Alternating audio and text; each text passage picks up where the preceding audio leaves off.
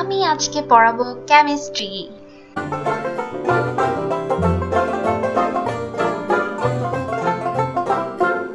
আসসালামু আলাইকুম। I'm Jinata Khan, your facilitator. আজকের টপিক হচ্ছে পোলারায়ন। পোলারায়ন বোঝার জন্য আমাদেরকে তিনটি জিনিস বুঝতে হবে। প্রথমত ইলেকট্রন মেঘ, দ্বিতীয়ত সমযোজী বন্ধন এবং তৃতীয়ত আয়নিক বন্ধন। এক নম্বর পয়েন্ট হচ্ছে ইলেকট্রন মেঘ। আসো এটা কি দেখে নিই।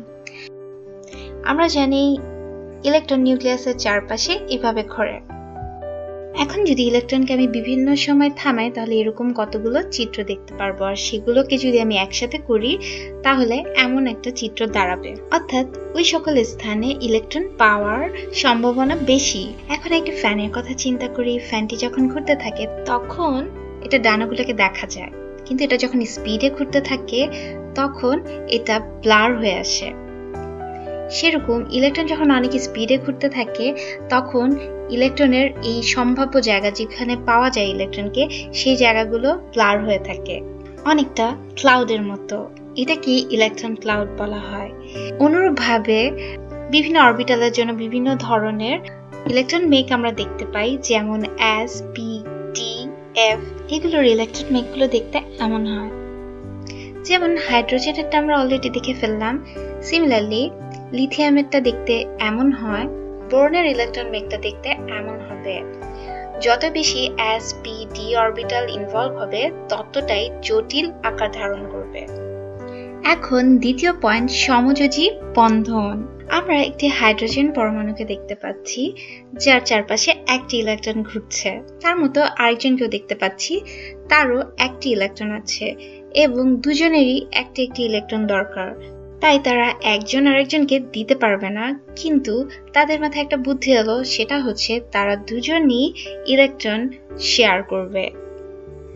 এবং যখনই তারা ইলেকট্রন শেয়ার করলো, দুজনেই নোবেল গ্যাস হিলিয়ামের মতো ইলেকট্রন বিন্যাস অর্জন করলো।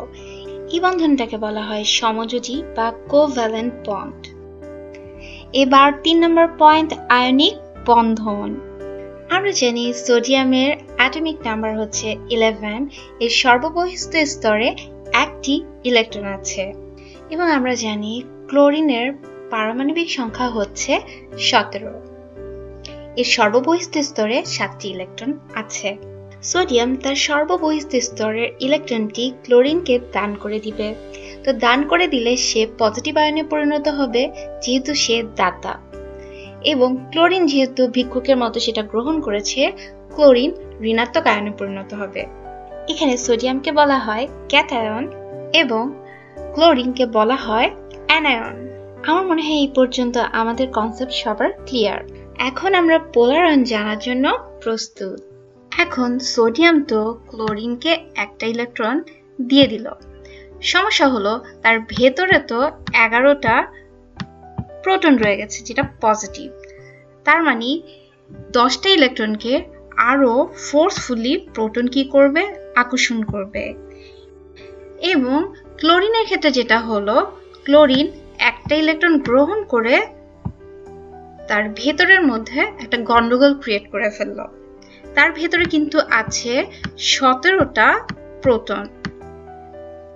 17টা প্রোটন কিন্তু 18টা ইলেকট্রনকে একইভাবে আকর্ষণ করতে পারবে না। আকর্ষণ কিছুটা সেখানে দুর্বল হয়ে যাবে। অর্থাৎ সামারি দাঁড়ালো এই, সোডিয়াম আরো বেশি শক্তিশালী এবং ক্লোরিন আরো একটু দুর্বল। সেক্ষেত্রে সোডিয়াম বলবে, forget him, I won't let you go. মানে যে গিয়েছে যাক, আমি বাকি মানে এই যে এগুলো ওদেরকে আর ছাড়বে না, ঠিক আছে। আর এদিকে ক্লোরিন কি বলবে, ইউ হ্যাভ ক্রিয়েটেড ডিসপিউট। কারণ হচ্ছে এই যে একটা এসেছে, এটা এসে এই যে ভিতরের স্ট্যাবিলিটি এটা একটু উইক করে দিয়েছে। এটার ফলশ্রুতিতে যা হবে, একটা টানাটানির সিচুয়েশন ক্রিয়েট হবে এবং যার শক্তি বেশি সেই দিকে একটু বায়াস হবে। এবং আলটিমেট চিত্রটা হবে, ব্লুটা যদি সোডিয়াম হয় এবং ইয়েলোটা যদি ক্লোরিন হয়, তাহলে ক্লোরিনের ইলেকট্রন মেঘটা এই যে এইভাবে করে বায়াসড হবে সোডিয়ামের আকর্ষণে। এই যে বায়াসড হওয়া এটাকেই বলা হয় পোলারাইজেশন। অর্থাৎ পোলারায়ন হচ্ছে এই যে আমরা এখানে ক্যাটায়ন দেখতে পাচ্ছি, ক্যাটায়ন দিয়ে অ্যানায়নের ইলেকট্রন মেঘের বিচ্যুতি বা বিকৃতি। আমার মনে হয় এই পর্যন্ত আমরা একদম ক্লিয়ার। এখন যদি একটা গ্লাস দেখি, যখন আমরা দেখেছি আয়নিক বন্ধন তখন আমরা দেখেছি একটা ইলেকট্রন দিয়েছে এবং একটা ইলেকট্রন নিয়েছে, যার ফলে পজিটিভ এবং নেগেটিভ আয়নের সৃষ্টি হয়েছে। এবার চলে আসি, এখানে আমরা সমযোজী বন্ধন দেখেছি যেখানে ইলেকট্রন শেয়ার হয়েছে। এবং এরপরে চলে আসি পোলারাইজড আয়নের ক্ষেত্রে, এখানে আয়নিক বন্ধন দেখতে পাচ্ছি যার ফলে যে ক্যাটায়ন এবং অ্যানায়নের সৃষ্টি হয়েছে। আবার এদের মধ্যে কোভ্যালেন্ট ক্যারেক্টার বা সমযোজী বন্ধনের জন্য এখানে একটা বিচ্যুতি বা বিকৃতির সৃষ্টি হয়েছে, তার মানে হচ্ছে এটা পোলারাইজড অ্যানায়ন। এবার আমরা পড়ব ফাজানের নীতি। আমরা বিজ্ঞানী ফাজানকে দেখতে পাচ্ছি। 1923 সালে বিজ্ঞানী ফাজান পোলারায়ন সম্পর্কিত একটি নীতি প্রদান করেন। এই নীতি ফাজানের নীতি নামে পরিচিত। এখন ফাজানের নীতিগুলো কি সেগুলো একটু দেখি। পোলারায়ন যত বেশি হবে আয়নিক যৌগের সমযোজী বৈশিষ্ট্য তত বেশি হবে, অর্থাৎ যার পোলারায়ন যত বেশি তার মধ্যে তত বেশি সমযোজী বন্ধন হবে। তো প্রথম নীতিটা হচ্ছে ক্যাটায়ন ও অ্যানায়নের চার্জ যত বেশি পোলারায়ন তত বেশি। ক্যাটায়নের আকার যত ছোট হবে পোলারায়ন তত বেশি হবে। অ্যানায়নের আকার যত বড় হবে পোলারায়ন তত বেশি হবে। ক্যাটায়নে DOF অরবিটালে ইলেকট্রন থাকলে এই যৌগের পোলারায়ন বেশি হবে, অর্থাৎ ওই যৌগটির সমযোজী বৈশিষ্ট্য তত বেশি হবে। আমি আসলে কিছুই বুঝতে পারিনি, এই জন্য আমি যেটা করব আমি আমার মতো করে সাজিয়ে নিব এবং আমি এটার নাম দিয়েছি ফাজানের সুপারম্যান ট্রিক। Thank you. আমি মনে রাখবো টাকা যত বেশি অর্থাৎ চার্জ যত বেশি পোলারায়ন তত বেশি। এরপর মনে রাখবো এসসি মানে হচ্ছে স্মল ক্যাটায়ন এবং লা লা লা মানে হচ্ছে লার্জ অ্যানায়ন। স্মল ক্যাটায়ন হলে পোলারায়ন বেশি হবে এবং লা মানে লার্জ অ্যানায়ন হলে বেশি পোলারায়ন হবে। এখন শিখবো এনজিসি এবং পিএনজিসি। তোমাদের মনে প্রশ্ন জাগতেই পারে, হোয়াট ইজ এনজিসি? এনজিসি হলো নোবেল গ্যাস কনফিগারেশন, অর্থাৎ নিষ্ক্রিয় গ্যাসের ইলেকট্রন বিন্যাস। আর পিএনজিসি মানে হচ্ছে pseudo Nobel gas configuration. Pseudo মানেই হচ্ছে নকল, এর সর্বশেষ স্তরে 8টি ইলেকট্রন থাকবে না।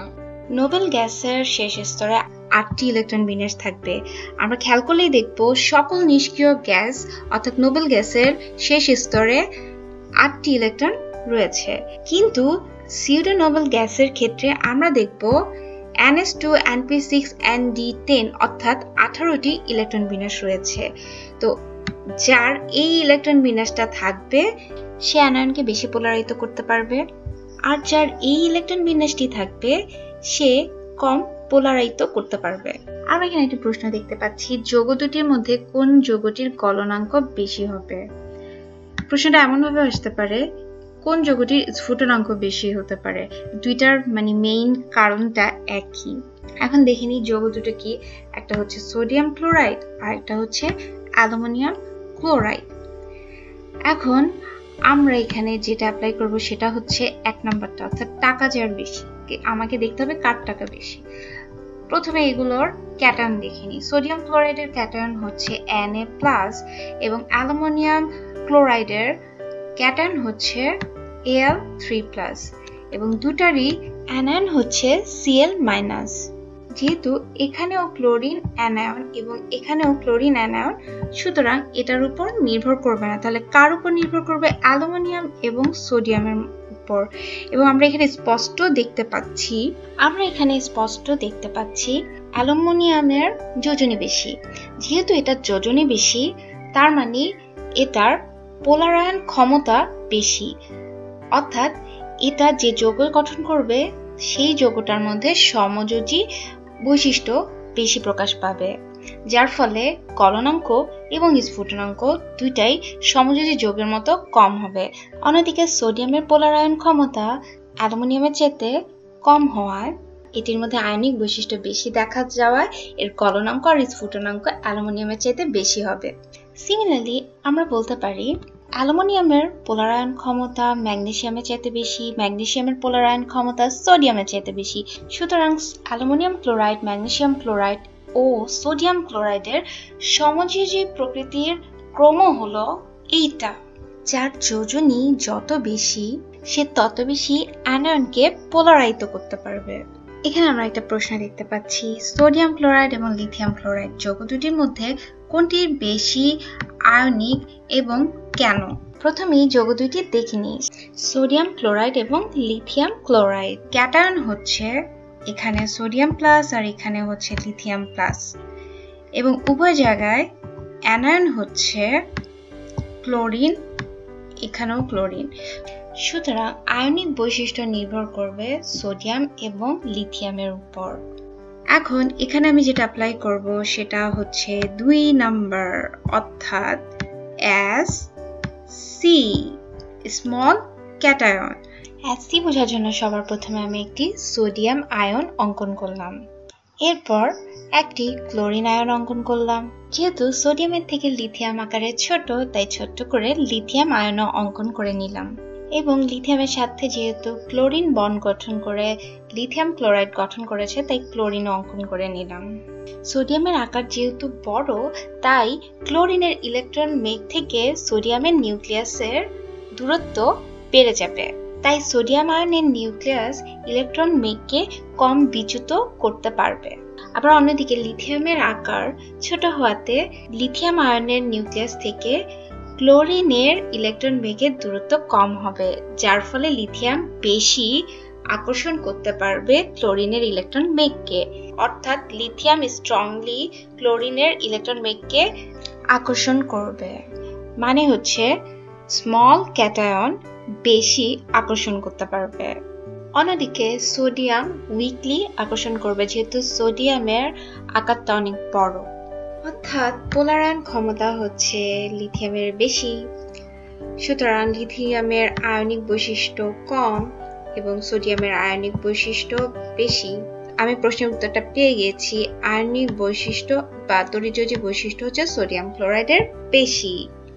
একইভাবে আমরা ব্যাখ্যা করতে পারি লিথিয়াম ক্লোরাইডের চাইতে সোডিয়াম ক্লোরাইডের আয়নিক বৈশিষ্ট্য বেশি, সোডিয়াম ক্লোরাইডের চাইতে পটাশিয়াম ক্লোরাইডের বেশি, এবং পটাশিয়াম ক্লোরাইডের চাইতে রুবিডিয়াম ক্লোরাইডের আয়নিক বৈশিষ্ট্য বেশি, রুবিডিয়াম ক্লোরাইডের চাইতে ক্যালসিয়াম ক্লোরাইডের আয়নিক বৈশিষ্ট্য বেশি। এবার আমরা আরেকটি যৌগ দেখব, এটা হচ্ছে সিলভার ক্লোরাইড এবং সিলভার ফ্লোরাইড। এখানে উভয় জায়গায় সিলভার আছে, এটার ক্যাটায়ন হচ্ছে সিলভার প্লাস এবং অ্যানায়ন হচ্ছে ক্লোরিন মাইনাস। এই যৌগ দুটার ক্ষেত্রে অবশ্যই ক্লোরিন এবং ফ্লোরিনের উপর এদের পোলার আয়ন নির্ভর করবে।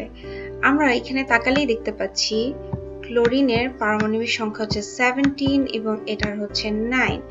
এখানে আমরা ফলো করব লার্জ অ্যানায়ন, এখানে লার্জ অ্যানায়ন হচ্ছে 17। সুতরাং এখানে বেশি পোলারিত হবে ক্লোরিন এবং এর মধ্যে সমযোজী বৈশিষ্ট্য বেশি দেখা যাবে সিলভার ফ্লোরাইডের তুলনায়। আর আরেকটি প্রশ্ন দেখতে পাচ্ছি, এটার মধ্যে লেখা কোনটি বেশি আয়নিক এবং কেন। যৌগ দুটি হচ্ছে সোডিয়াম ক্লোরাইড এবং এটা হচ্ছে কপার ক্লোরাইড, এবং উভয় ক্ষেত্রে ক্লোরিন বিদ্যমান। তাহলে এটার ক্যাটায়ন হচ্ছে সোডিয়াম প্লাস এবং কপার প্লাস, এবং ক্লোরিন আয়ন হচ্ছে অ্যানায়ন। আমরা এগুলোর ইলেকট্রন বিন্যাস দেখব। সোডিয়াম আয়নের ক্ষেত্রে দেখতে পাচ্ছি এর সর্বশেষ শক্তি স্তরে রয়েছে 8টি ইলেকট্রন।